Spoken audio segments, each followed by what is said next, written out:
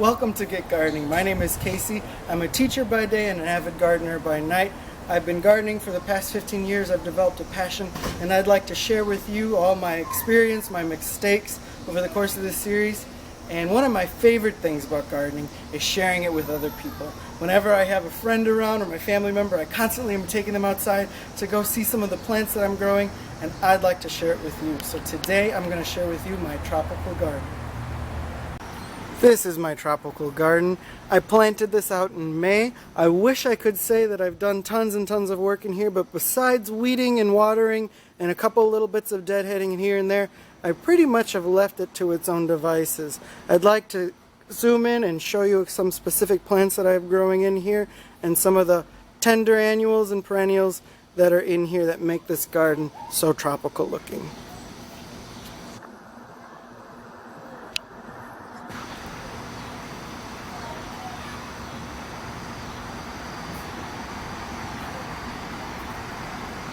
Plants that I grow in here are plants that add this wonderful, lush, vibrant look to the garden, but they're plants that are not fully hardy to Chicago winters, so they need to be lifted in the fall after the frosts have come.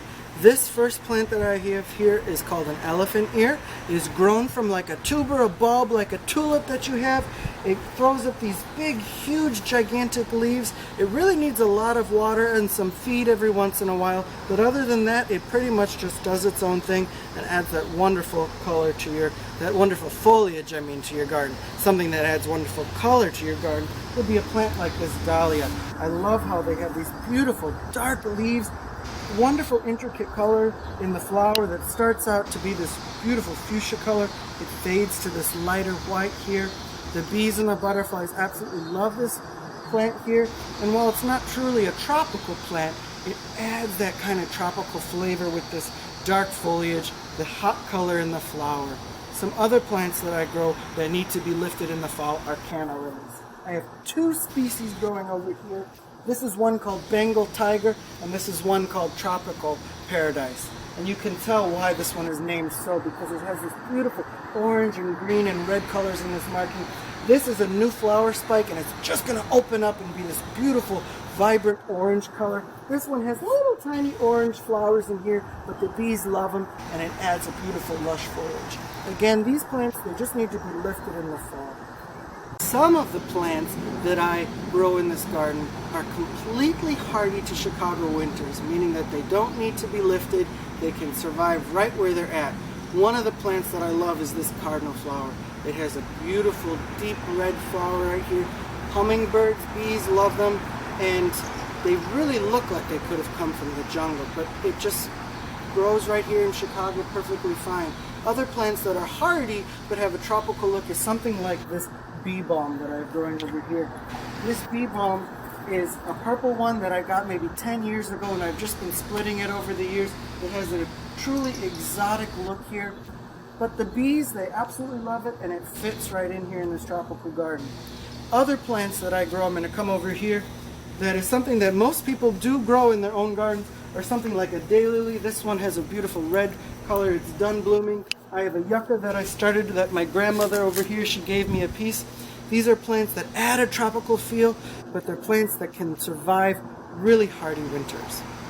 Add some annuals into my tropical garden here. This coleus is all the same type of plant here, but it develops different color leaves, and it really kind of adds a little bit of a tropical flavor. Coleus is something you can buy at any nursery around you, and it just kind of works with the theme here. Another annual that I grow is something that I call ricinus or castor oil plant, and it's these big, huge leaves that are back here.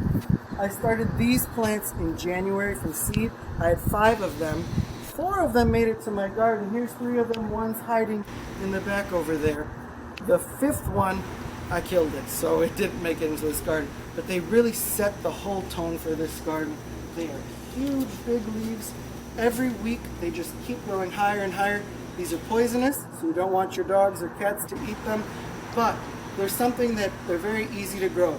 Put the seed in the soil, and just it takes off from there. Another way that you can add a tropical feeling to your garden, and if you don't have the proper soil for something, if you grow in really clay soil. My soil happens to be beautifully sandy. It does well for a lot of these plants.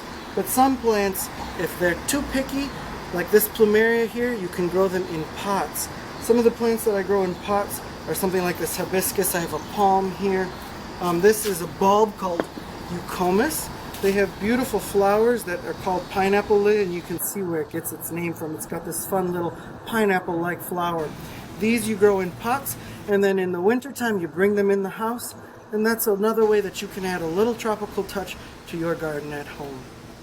This being my first episode, some of these plants that I've grown in here this year are plants that are completely new to me. I've never grown them before. I've never grown elephant ear ricinus before, but I saw them, thought they were interesting, and I decided to try it.